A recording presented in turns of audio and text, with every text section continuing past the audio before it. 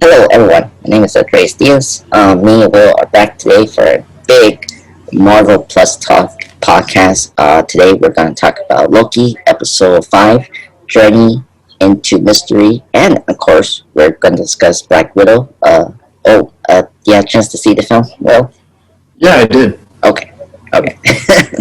I was, I was concerned about because you were driving back here yesterday, and I was like, how you gonna have a chance to see that film? Like, Yeah, actually, I've seen it twice. oh my god, you're lucky. Oh my god. All right. Okay, because I'm trying to see it again, hopefully this week or whenever I have a chance. Mhm. But I guess before we do everything, let's kind of discuss first Loki before we do Black Widow. And so I think that's how we're going to do the order in the podcast, everyone. So, Will, what's your thoughts on Loki Journey into the Mystery? Yeah, I think this might be my favorite episode of the show so far. Yes, agreed. I thought just everyone involved was having a lot of fun with it. I thought the emotional arc of classic Loki was really well done. There are a lot of cool special effects and stuff. A lot of funny moments and good character moments. A lot of fun references to the comics. So Yes.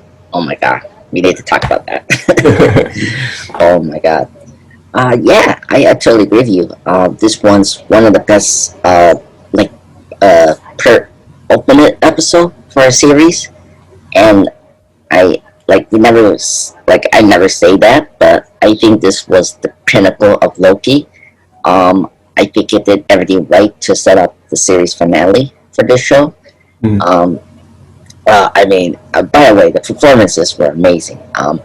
And we'll get into the two MVPs of this episode, and they're not they're not the characters we've been following, and they're the new two characters we saw in this one episode, and that's incredible. Yeah, this episode was amazing. I loved it. Oh my god. It it made the post credit scene from the last episode so much more like better and exciting, you know, than disappointment, because I feel like some of the post credit scenes that sets up something that you think would be cool, it doesn't pay off. This totally paid off. I was very impressed about how how they handled the tones of dark and funny at the same time in this episode. You know, we had a lot of laughs, and then but also we had a lot of dark and very sad moments with these characters. You know, especially with Loki, and I mean this episode reminded me a lot the writer who wrote this episode was Tim Tom Kaufman, who was involved with Rick and Morty. This episode felt a lot like the Rick and Morty, the Castle of Ricks, right? yeah, which is inspired by the Council of Reeds from Fantastic Four. Uh-huh. Yeah, and I just felt like they really milk everything about the different versions of Loki. And Will, I want to say something. I think you said that last week about you thought that the President Loki was going to be a variant, and it came true. I was wrong about the specific context of it, because I thought it was going to be a variant of Loki that won in the Battle of New York. Oh my god! Yes, yes. But Okay. they just didn't explain who he was, and he seemed to be president of the Lokis in the Void rather than being president of something. Oh my god. Okay, so you were half white and half wrong. But I mean, But yeah, I knew it wasn't our Loki, I guess. no. I couldn't imagine our Loki to be the president. You know. Yeah, and I mean that's the thing. I will say that. I guess kind of talked about Loki. It was cool to see these different versions of Loki and like learning about their backgrounds.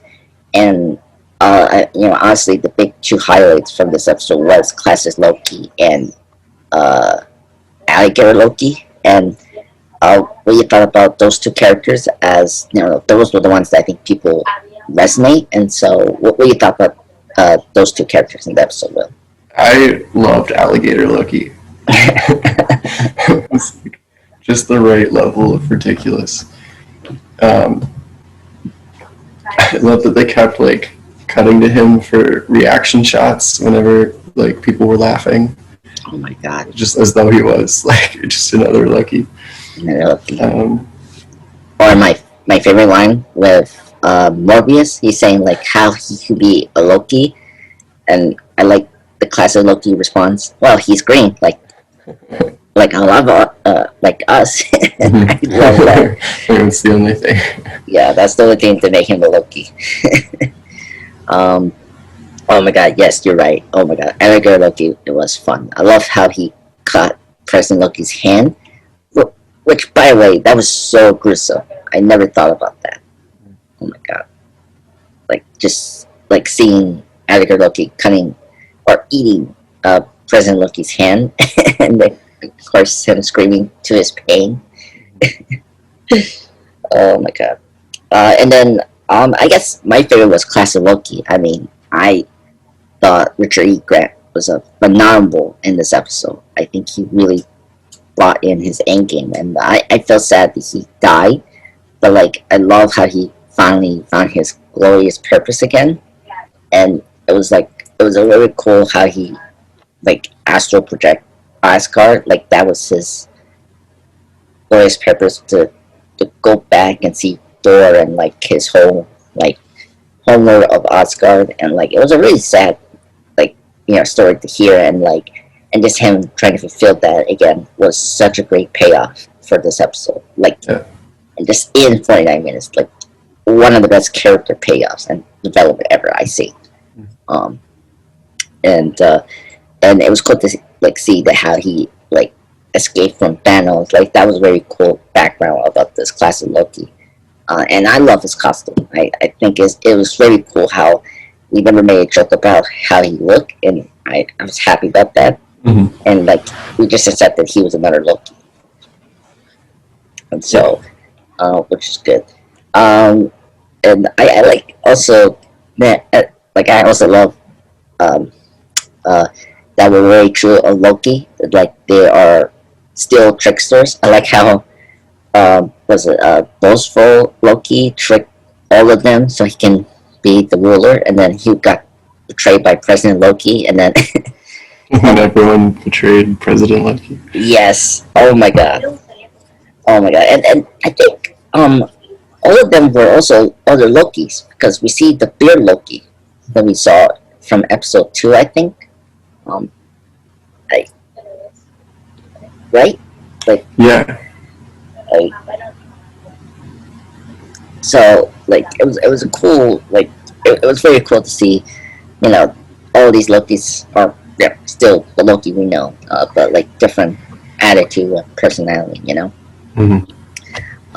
In the meantime, like while we got this all going on, we have Seeley, interrogating the judge, Rainslayer, and I like how they were trying to figure out where the timekeepers are, and I like how, first off, just, they didn't have much to do in this episode, but it was cool to see, Sylvie prune herself, and she didn't know if she was gonna make it or not, and so it's kind of funny how she took what Loki did, and so I guess my thing is you think we're towards the end we see the castle in that weird pocket dimension, you think it is going to be Crane towards the end of the series? What do you think? It could be Kang. There's been enough hints where I think it's possible, but I feel like thematically it should be another Loki, right? Yeah, I was thinking about that today and yesterday. Like, I thought it could be another version of Loki, you know? Yeah. Yeah. I just feel like it would be weird from like a storytelling perspective if they just brought in a completely new character Hmm. like for the last like sixth of the show, you know. Right. Um, or they're bringing in, was it the creator of the Timekeepers? Like, he was the creator of the multiverse and, like, time itself. Mm-hmm. I heard a lot of people have been saying that could be it instead of, the Timekeepers. But I'm hoping it's the Loki because it makes more sense throughout the series, and Mm-hmm. so and it's interesting to see the judge trying to help the timekeepers. Like, she doesn't know about the timekeepers at all, and like it was interesting. Like, it was another interesting character development from this character, how she knows now, like, the truth. They're fake. But, like, it was interesting, unlike the others, like Mobius and B-15, she wants to preserve, the order and, you know, um, and disability of the time, the TVA. Mm-hmm. And, like, she's trying to rescue them from what Sylvie and Polly Loki are going to do. Like, was that interesting for you, Will? Like, for that character of the judge doing that? Like, I don't know. Yeah. Yeah. I'm curious what her like end game is too. Yeah. Um, it, it, it's very interesting. Oh, and when Sylvie got, herself pruned, and then we see that creature that, like, eats everything that Yeah. Alioth hell on. or Alioth. Sorry, Alliance, I yeah. was looking at it written down. Alioth. Yeah. We got Mobius. I was so happy he was back. I was so happy he survived. Yeah, me too. Oh my god. Um, and one of the things that I actually really liked was that he felt guilty of the stuff he'd done previously Mm-hmm. when he was talking to Sylvie in the car. And by the way, I love that the pizza car is like a reference to the pizza car in the Pixar films, um, Yep. which is great. I love that. Yeah. Oh my god, so amazing. Mobius was great in this episode as always, and I love the moment of Loki, like, hugging him, like he pulled his hand up to shake, Mm-hmm. and it paralleled so much from the first episode where Loki didn't shake his hand in the first, but here he hugged him, and I love that moment. It was one of the it was tear jerking for me to see him hug Morbius, and, like, did Morbius mention, like, he was his favorite Loki? Well, he made eye contact with Sylvie when he said that, so. Okay, and that was, oh my god, that was funny. But oh my god, classic Mobius. I love that scene so much. Uh, it, oh my god, like, it just shows how this Loki has changed completely, and in this whole, like, series, like, he is a different Loki now. Mm-hmm. And his relation, and also Loki and his relationship with Sylvie is interesting. Like they're not, like, it's interesting. Like, they're not, like, remotely interested. Like they had that spark, but, like, I think this is the first time, like, he found, like, a equal, like a friend he could trust, and, like, it was the first time he actually stood up with a friend and, like, didn't, like, run away and stuff like that. Like, Mm-hmm. previously. And so it was cool how he, was with Sylvie and tried to help her, um, you know, uh, project with that creature they need to do. And so that was a really great moment. And I guess, to, like, wrap things up, because uh, we had talked about the references, because this was probably the best references and Easter eggs in any of the Marvel stuff. Mm-hmm. Because you mentioned the Stark Tower last time, and the reason I like the Stark Tower wasn't called the Stark Tower. It was something else. Mm-hmm. Um, it it was called, what was it? The Kang Tower, but spelled Yeah, yeah, Qeng. yeah. Um, and I think that's why you got confused because it didn't say Stark or either the Well, Avengers. the shot that we saw of it from last episode, it didn't say Kang on the side. Like you couldn't see a sign. It was just another building Yeah, that could possibly be Avengers Tower shaped. We yeah, got a clearer shot of it in this episode. yeah. It was called yeah, Queen or Qeng. Kang. It's pronounced like King the Conqueror because it's like run by him secretly. Wow. Okay. Weird that they spelled it that way. Like. Well, it was meant to be like he was like undercover. Yeah. And yeah, and this is like a nod to the storyline that he did that. You know, from 2015 run. But also another cool thing was the title of the episode, Journey into the Mystery. I love that they referenced the comic book series that Loki and Thor first appear. Mm-hmm. This is probably my favorite episode titles in Loki ever. Um, and then we got Little Dragon's head being seen on the ground. That was very cool. And honestly, everyone's favorite Easter egg was the Thanos copper. Yeah, that one made me really happy when I saw it. I know. I cannot believe they did it. I was so happy. And oh my god, that was amazing. And oh my god, my favorite one was the Flock Thor. Mm-hmm. That was my favorite one. And it was voiced by Chris Hemsworth, the director said. Oh my god, that was so funny. And I love how he's in a jar, and the label like gave us, his first appearance in the comics. Mm-hmm. So that was really cool. And we see like another version of the hammer as well on the ground. That was my favorite, to see that actual frog Thor. And then it's funny how we got a Loki who's a aminal, like an alligator. So that's funny. Oh my god. And both are green. What else? We have another like Rexon reference, and it's wine. So we got that. My favorite one is Will. You know the drink that Kid Loki drink? Yeah. The High C. And which is the Ghostbuster tie-in for the cartoon. Yeah, the Ecto Cooler. Oh my god, I love that. I didn't notice that. Like at first, I was like, "Oh, he's drinking juice," and then when someone mentioned that that's actually like a limited drink, and I just love how they're using the multiverse and like picking up these old things that we don't have anymore. It's very cool. And then there's another one that was actually interesting. I never knew this.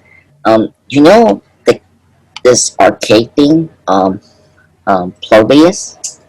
And this one is interesting because this is the old like arcade game from the 80s, and this has this like weird conspiracy that allegedly back then it was an arcade game that hypnosis the players for sinister unknown purposes because it was like a government thing, like from the 80s. Like this game like hypnotize everyone, and then they become this like servant to these secret shady government. Like that was a cool Easter egg to put there, and apparently you see this for like The Simpsons and then some other show. And then what else? Yeah, we got what is it? Classic Loki declares everyone truly the gods of Outcast, which is a line that's from the 2019 Loki comic. Very cool. And yeah, I think what else? Let me see here. Was there any? Oh, and we got like the USS Eldridge ship Mhm. that just literally dropped down to this area. Very interesting. Um, then what else? We also see like a quick shot of Rowan ship. I don't know if you saw that one. Yep. That was very cool. And this one, uh, there was a head that had two faces, and I didn't know it until I was doing research, and that was the Living Tribunal, Hmm. which is interesting. And well, trying to remind me that we got that mentioned in Doctor Strange, I or don't think we have. because it's interesting they're mentioning here. I Oh yeah, it looks like they were mentioned in Doctor Strange. okay, because that's where like Oh right, right. I'm looking at it now. Mordo's staff was the staff of the Living Tribunal. okay, that's weird. Is it a like a what do you call it, like a mythical um, artifact that's from the Living Tribunal, Yeah, or like it had transferred part of its power into the staff. okay, okay, Yeah. because I remember that a long time ago, like everyone was complaining how like that wasn't the Living Tribunal, but I don't know. It was weird how they set up in Doctor Strange. Mm. And then other cool things. The helicarrier we saw in this episode. You, you know the word you were saying, Livian? I think Loki was using that. That strange fire sword thing he was using to Mm. distract the creature. That was the one I think you were saying before the creature's name. Oh yeah, Elias. Yeah, that was the one that Loki was using. Uh, and I think that's it. That's all the references we got. Was there anything else that we missed? Um, I know people saw. Well, you mentioned the Yellow Jacket helmet. Yeah. I think there was a helicarrier in the background at one point. Yeah, mentioned that one. Yeah. I think there were other ones like I saw Red Skull like escape pod. Oh, okay. I didn't see that one. Yeah, it was like because it reminded me of the Hobbit or like the Lord of the Rings. Like everyone was walking in a field. Mm-hmm. Like there's so much they had. Like there's one Easter egg that I didn't mention yet was the UFO that was like laying in the ground. Mm-hmm. Like that was weird, but like hey, conspiracy, right? Um, I guess well we're we're almost done with the series, which is crazy. Um, Yeah. So, anything else you want to say before we talk about Black Widow? No, I'm ready to talk about Black Widow, I guess. All right, let's go.